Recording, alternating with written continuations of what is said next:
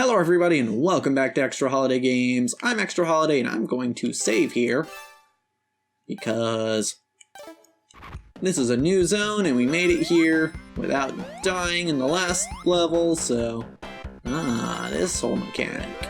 Alright, and these guys, great. Okay. Okay, alright. Boing. That felt fair. Damn punchy crab. Ow! Like that one 7th gen Pokemon. Crab Brawler? Was that it? And it evolved into a Pokemon that was very hard to use because it was weak to basically everything.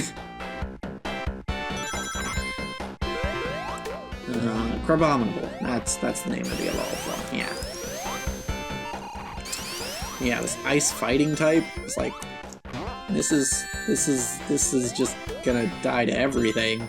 Like everything that it's good against, it's also weak against, so I tried using it in Moon and it just I just couldn't figure out what to do with it. So anytime I was like, oh, it's strong against this, I'll be like, oh, but it's also weak against it. So I wasn't super enthused with it. Can't remember whether I replaced it or not, or if I just kept it on the team and had everyone else carry it. But okay, this is weird. Yeah, I don't know. Abominable. Not my like. I like the design of the Pokemon. Like it looks cool, but it's hard to use. I'm kind of like I don't know. I guess there are other Pokemon that are like that too. The first one that came to mind for me was Shuckle, but like it was pretty simple, more or less. You could just power split. And then maybe set up some stealth rocks or something. Toxic. You know, that sort of thing. It's not hard.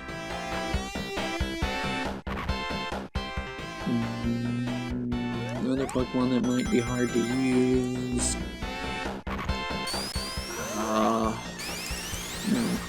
Like if you're actually fighting a person, having a slacking is basically useless.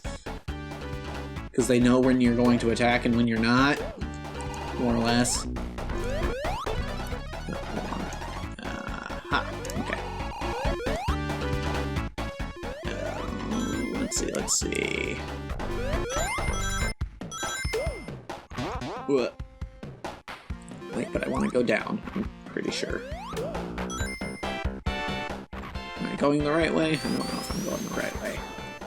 Okay. Going left is generally not the way to go in platformers, but hey, by the way, who set that standard? I guess it was probably Super Mario Bros, but like, why right and not left? We could be living in a very different world if Miyamoto decided, yeah, actually, let's make Mario go right in the levels instead of left. It'd be weird. Well, I guess it wouldn't be weird, it would be normal, but comparing it to this reality is weird. Yeah. If you believe multiverse theory, then that universe exists, so, you know, and yeah, we get to do this level over again. It's fine. But yeah. Multiverse theory is a thing that is now common in pop culture, actually. I mean, I think the Avengers kind of solidified that with their explanation they had in. I don't think it was an Infinity War. I think it was just an Endgame. Which, by the way, the time travel in Endgame, it's decently well handled. You know, I don't have a whole lot of complaints about how they did it. Aside from time travel just has a way of making basically anything seem trivial, especially when combined with multiverse theories. It's like, if you think about it, like, what's it really matter if that one universe out of nearly infinite was saved from Thanos? I guess they saved 2 universes, but like, 2 out of infinity is still not a very high percentage. So, I don't know. Like, the stakes are more or less gone. I guess in that case, you really have to rely on, you know, people being invested in the characters. And for the most part, you know, I was. You know, not gonna lie, I choked up a bit at, spoilers, at Tony's funeral. So, you know, they got me at least. So, I guess, hot tip for anyone looking to write a story with time travel in it, make us care about your characters. And I mean, that's just a good tip for writing in general, but, well, I should say narrative writing, story writing. Nonfiction doesn't really matter as much. But if you're writing fiction, make us care about your characters. And, you know, even maybe if you're writing like an autobiography or something, like, you know, having the reader care about the person you're writing about is kind of important too. So, you know, it's a pretty good tip, I think. Not that I'm an expert on writing in any way. Like, you know, I did pretty good at it in school, but like, that's about as much as I can claim. I will say, and this actually ties back to the Digibridge stuff, I did the same thing I did last time. This ties back into the Digibridge stuff I was talking about in the last episode. I find it, and well, first I'll say, I find it harder to write comedy than drama. And I've heard that's a common sentiment, that it's actually genuinely harder to write comedy than it is to write drama. Like, you know, it's more easy to make someone care about a person or a situation or something than it is to make them laugh about it, which is kind of a weird concept. And it kind of, I mean, if you're a pessimist, you can look at it like, oh yeah, it's easier to, it's hard to make people happy, so you know why even try. But like, no, that ain't it, dog. But yeah, that's how things tie into Digibridged here. That their writing tip is, I'm finding it significantly easier to write these characters as people to care about, and less easy to write them as people to laugh at. Because, you know, in a way, those are kind of two totally opposite things, right? Because if you care about someone, right, you want to take their problems seriously, you know, depending on the type of person you are. But I feel like most people, if they care about someone, will, you know, try and, you know, help. We'll try and, you know, be nice to people who they care about and who are having trouble. And, you know, generally laughing at someone is not a nice thing. But, well, yeah, I guess I just explained the contradiction there. Yeah, laughing at someone, generally not a nice thing. And that's why punching up is a thing in comedy.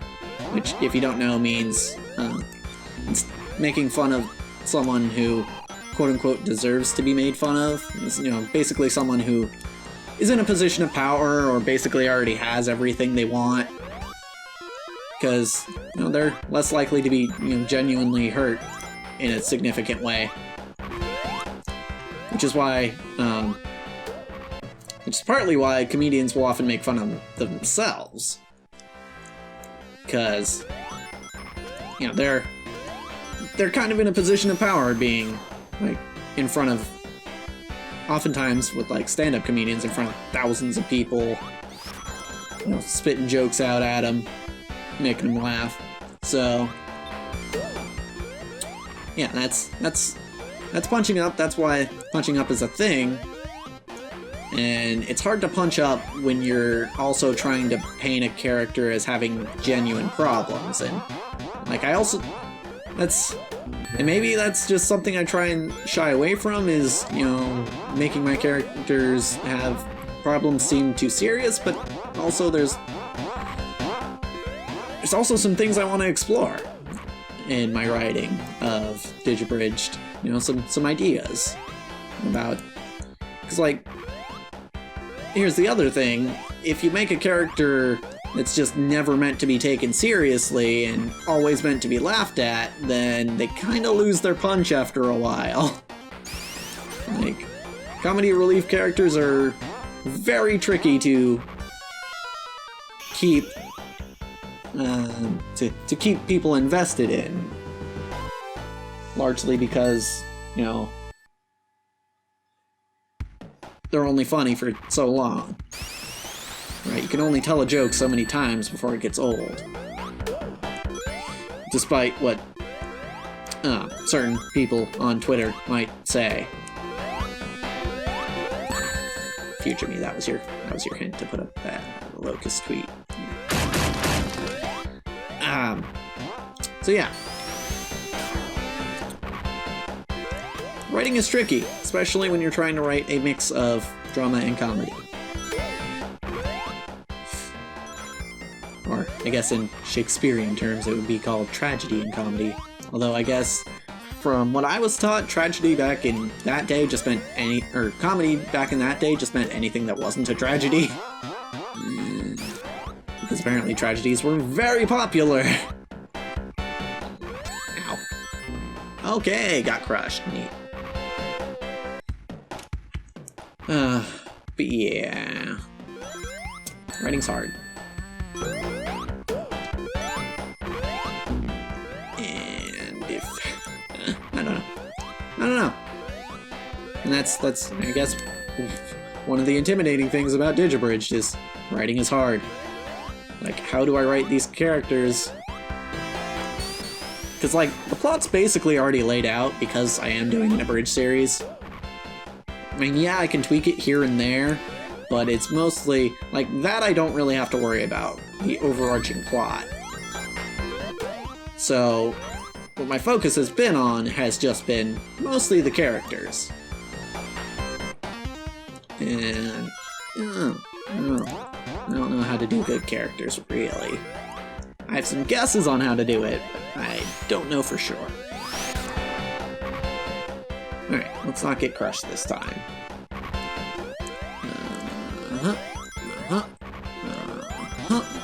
Okay, I know for a fact now that when you're on the ceiling, holding the opposite direction makes you go faster. Which is weird.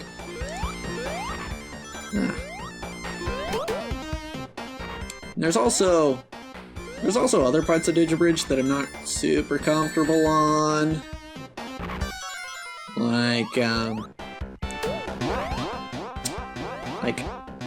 I guess probably the most uncomfortable part for me is directing. Because I'm a very non-confrontational type of person.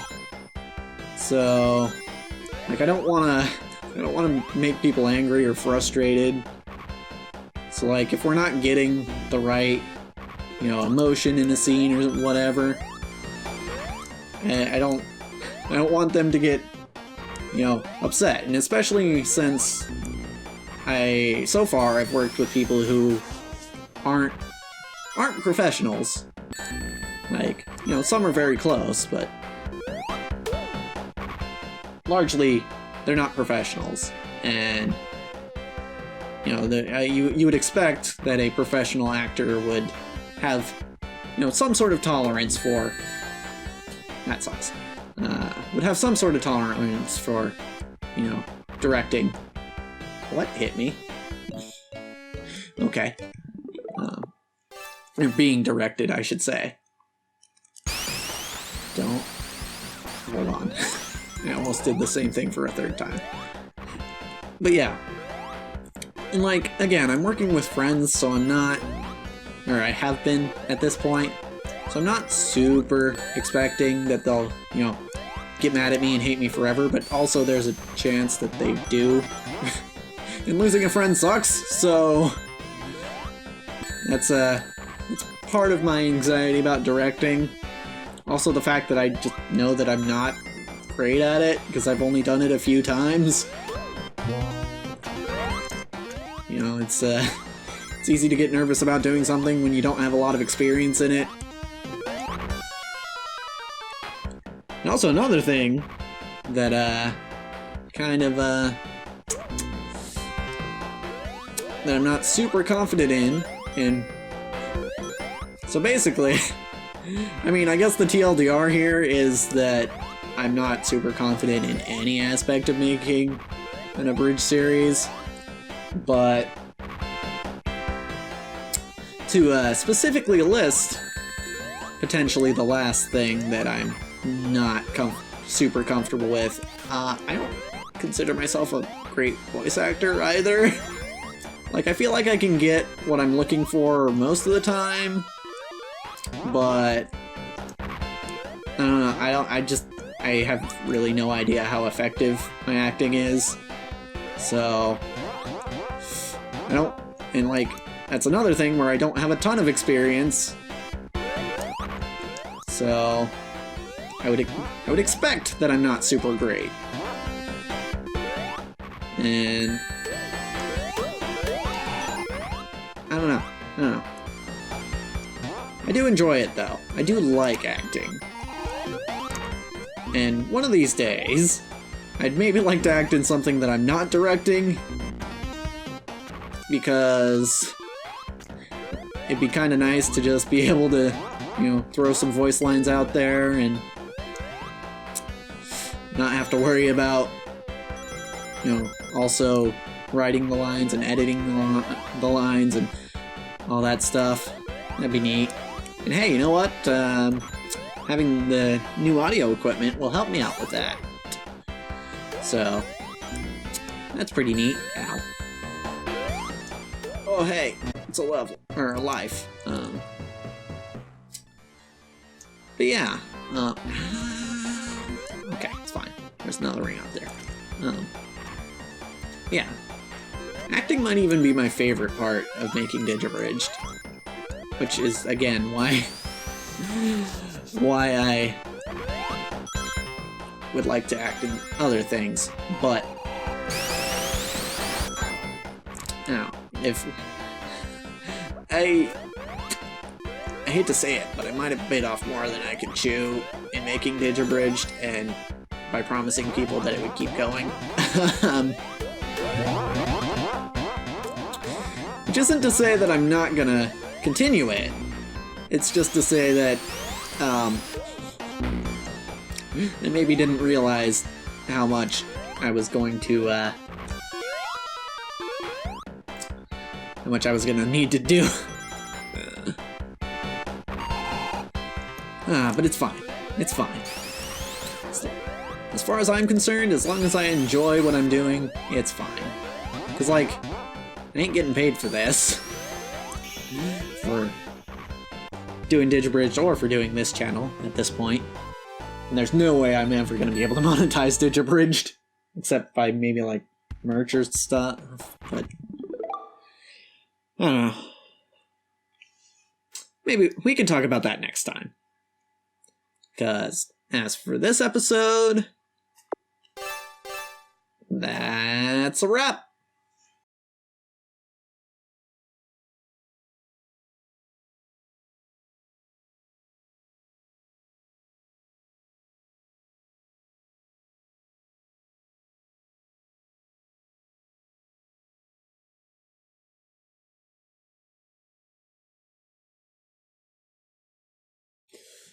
Hashtag buy my merch.